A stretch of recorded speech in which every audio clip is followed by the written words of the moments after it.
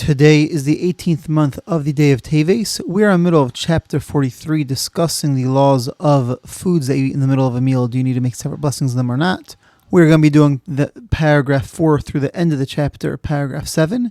We're also going to begin at chapter 44, discussing the laws of Mayim Achronim, the water washing that we do right before we end the meal, as well as the laws of Birchat Hamazon, the after blessing when we have bread.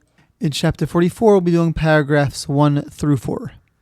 So before we begin, I want to just clarify something that was in yesterday's podcast. I'm going to try to go back and re-record part of yesterday's podcast, but in case you heard it, we're talking about making a blessing on fresh fruit in the middle of a meal.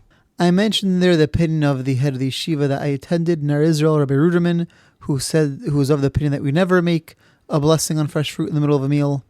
And I did some more research on it today, and it seems like in general, most people, the standard custom is to not make a blessing at all on fresh fruit in the middle of a meal, except for dessert. So if you're having fresh fruit as a first course, there are some people that will make a blessing on it, but most people will not make a blessing on it. If you're having grapefruit, that seems nobody would make a blessing on it, because since grapefruit is like a little bit sour, that soury flavor stimulates the appetite, that's considered fully part of the meal. If it's a separate course of fresh fruit, you're having a fruit salad or a cantaloupe or melon as a first course, in that case, some people will make a blessing, some people will not, but I think the standard custom is to not make a separate blessing on that. For dessert, most people will make a blessing on fresh fruit for dessert, and that's what you should do unless you have a specific family custom to not. So paragraph 4 in chapter 43. If you're having fresh fruit as part of the main course, then over there most people say to not make a blessing on it. There are some people that make a blessing on it, and therefore, if possible, eat with a little bit of bread, that way you don't have any issue about it. Paragraph 5. Baked fruit dishes, if you're having some sort of cranberry apple cobbler or something of that sort, which is served as part of the main course, that certainly does not require any sort of separate blessing. That's included in the blessing of hamotzi that you made on the bread in the beginning of the meal. And just to point out, with all these blessings, we only need to make a blessing on the fruit. If you're making a blessing on the fruit, you never have to make a separate blessing after the fruit, because the bracha hamazon you're going to say at the end of the meal, that counts for all these fruits, all these fresh fruits that might require their own blessing in the middle of a meal. Paragraph 6. If you're having cake or cookies for dessert, assuming it's made out of one of the 5 grains, wheat, barley, oats, spelt, or rye, then you do not make any blessing on it. If you're having some sort of meringue cookie, which the blessing would be shahakol, or some sort of candies, some nuts, in that case you do make a blessing on it if you're having for dessert. If they're part of the main course, then you would not make a blessing on them. Paragraph 7. Let's say you finish your meal, and now you're having a cup of tea. My grandfather, alav shalom, of blessed memory, anytime he finished, not every meal, but definitely on Shabbos, the meal wasn't completed until he had his cup of tea at the end. Usually with a cookie or of some sort, he'd always end off, something sweet makes the meal complete. That's his line as he sipped on his tea and had his piece of cake for dessert. So do you need to make a blessing on that cup of tea? So there are some opinions that you do have to make a blessing on the cup of tea. However, it seems like the majority of opinions are that you don't, and therefore the practice is to not make a blessing on that cup of tea. If you're able to take a little bit of dessert, if there's some candies there, you can make a shahakol, the shahakol blessing. That's what we say on drinks as well, on most drinks at least. So if you're able to take a little candy first, make a shahakol on it, and then you're covered, the cup of tea is covered as well, that's great. But if you can't, then you do not make if you don't have it around, you do not make a blessing on that cup of tea. And this would include coffee as well, of course. So this is a very confusing chapter. I just want to do a quick summary of the basic rules. Generally, the blessing that we make on hamotzi, on the bread at the beginning of the meal, covers everything except wine. It does not cover wine, so if you're having wine in the middle of the meal, you have to make a separate blessing on it. It covers everything during the meal up until dessert. And during dessert, if you're having fresh fruit for dessert, nuts, candies, things of that nature, they require their own blessing. If you're having cake or cookies, things that are made out of the 5 grains, wheat, barley, oats, spelt, or rye, you do not need to make a blessing on those. And if you're having coffee or tea at the end of the meal, you do not have to make a blessing on that either as well. Chapter 44, paragraph 1. When we finish the meal, we're doing another hand washing. This is not so well known. The hand washing at the beginning of the meal is very well known. This in the end is not so well known. This last one is called Mayim Achronim, which literally means the after waters. The waters that we do, the washing that we do at the end of a meal. Now, this isn't as full of a hand washing like you do in the beginning of the meal. You take a little bit of water, you wash your hands with it. People often just take another cup, put some water into it. The 2 cups, one with clean water, one with not clean water, and you pour from the clean water over your fingertips, and you just make your fingers a little bit damp and you wipe your fingers with it. Usually it's such a small amount of water you don't have to dry your hands afterwards. It just is absorbed into your hand. You don't have to wash your whole hand like we did in the beginning of the meal. All you have to do is just your fingers until where they meet your hand. That's the most that you have to do.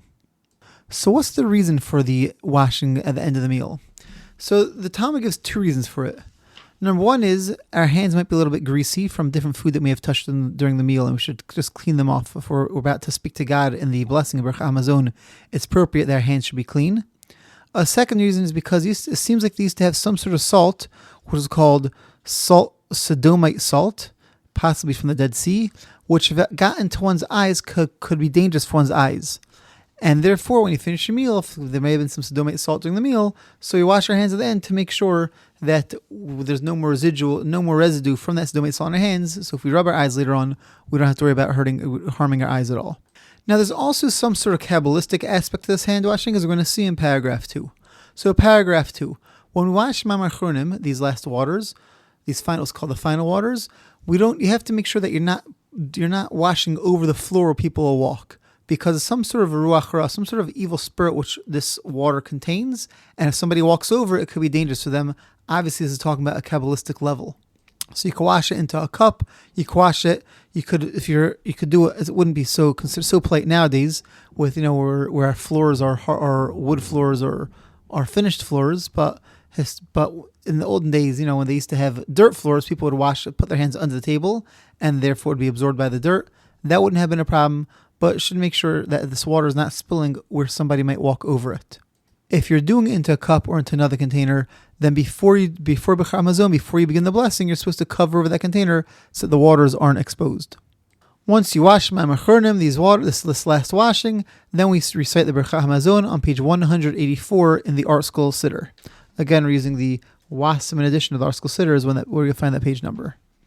Paragraph 3. We don't remove the tablecloth or the bread from the table before we do Berachah Hamazon. It's appropriate to clear the table. We're about to talk to God, so it's appropriate that the table isn't full of dirty dishes, etc. But the bread or the challah and the tablecloth, that we leave on the table, and we leave it on there for two reasons. Number one, we want to thank Hashem for so much bread that we have, that we even after if we finish a meal, there's still some leftover food. So it's kind of like an appreciation to Hashem, appreciation to God. Another reason is that in Judaism, when we talk about blessing, we say God should bless us, or we tell someone you should be blessed. Blessing means the positive thing that you have should increase. So you have to have a little bit to start with. If you have nothing, you can't really get a blessing.